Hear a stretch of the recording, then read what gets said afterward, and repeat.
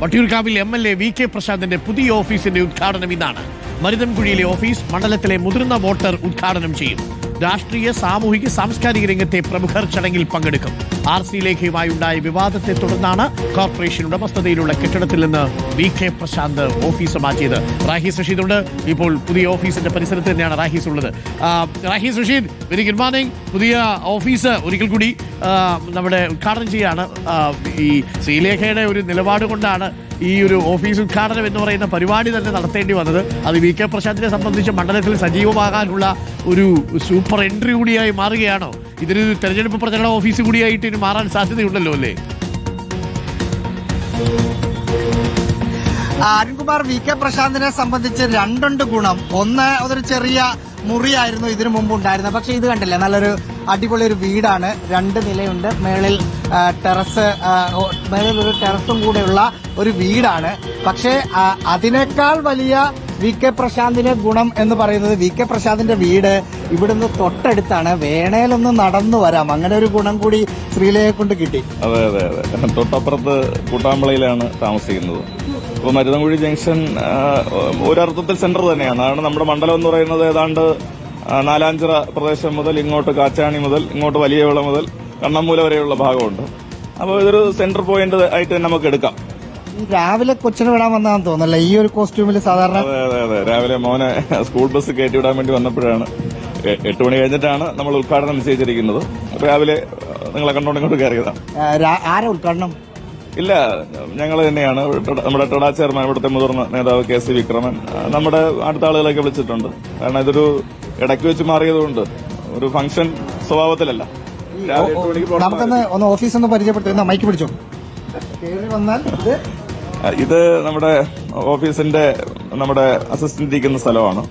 അപ്പോൾ ഇവിടെ ഓഫീസ് അന്വേഷണങ്ങൾ നടത്താനും മറ്റുമൊക്കെ ചോദിക്കാൻ പറ്റും. അത്യാവശ്യം കാര്യങ്ങൾ ഇവിടെ നിന്ന് തന്നെ കിട്ടും. ഇവിടെ നമ്മുടെ വരുന്ന ആളുകൾക്ക് ഇരിക്കാനുള്ള സൗകര്യം ഇവിടെ ക്രമീകരിച്ചിട്ടുണ്ട്. നമ്മുടെ PA റൂം അതാണ്. അപ്പോ ഇതാണ് MLA റൂം. അടുക്കളയുണ്ട്.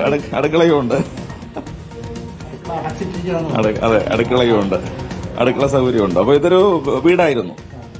അപ്പൊ അവിടെ നമ്മള് നേരത്തെ ഇരുന്ന ഓഫീസ് നിങ്ങൾ കണ്ടല്ലോ. അപ്പൊ അതിനെക്കാട്ടി കുറച്ചുകൂടെ സൗകര്യം. അതെ അതെ, ഇതാണ് MLA മുറി. അപ്പൊ അത് ഈ നിലയിൽ ക്രമീകരണങ്ങൾ ഒരുക്കി. വളരെ പെട്ടെന്നാണ്. കാരണം ഈ തീരുമാനം ചില തലങ്ങളിൽ നിന്നും മാറുന്നതാണ് നല്ലത് എന്നുള്ളൊരു ചിന്ത വന്നു. VK പ്രശാന്ത്. അതെ അതെ അതെ. അപ്പൊ അത് അരുൺ സാർ ചോദിക്കുന്നു, ഇവിടുന്ന് ആരും ഇറക്കി വിടാനൊന്നും ഇല്ലല്ലോ? ഇല്ല, ഇവിടുന്ന് ആരും ഇറക്കി വിടാനില്ല. നമ്മുടെ സ്വന്തം സ്ഥലമാണ് ഇത്. Vattiyoorkavu youth brigade entrepreneurs cooperative സൊസൈറ്റിയുടെ കെട്ടിടമാണ്. അതിന്റെ താഴത്തെ നില നമ്മൾ ഈ ഓഫീസ് ആവശ്യത്തിന് വേണ്ടി എടുക്കുകയാണ്. ഇതിനടുത്ത് ഇപ്പോ അരുൺ ഇവിടെ ഒക്കെ മൊത്തം എല്ലാം നല്ല സെറ്റ് ചെയ്തു. മറ്റേ ഓഫീസും ഈ ഓഫീസും വെച്ച് നോക്കുമ്പോൾ രാവും പകലും വ്യത്യാസം ഉണ്ടെന്ന് ഒറ്റയടിക്ക് പറയാം. അതിന് ശ്രീലേഖയോടായിരിക്കും VK പ്രശാന്ത് നന്ദി പറയുക. ഇതിനകത്ത് ഇവിടെ ഒരു ക്ലോക്ക് ഉണ്ട്. ആ ക്ലോക്ക് നല്ല ക്ലോക്കിനൊരു വെറൈറ്റി ഉണ്ട്.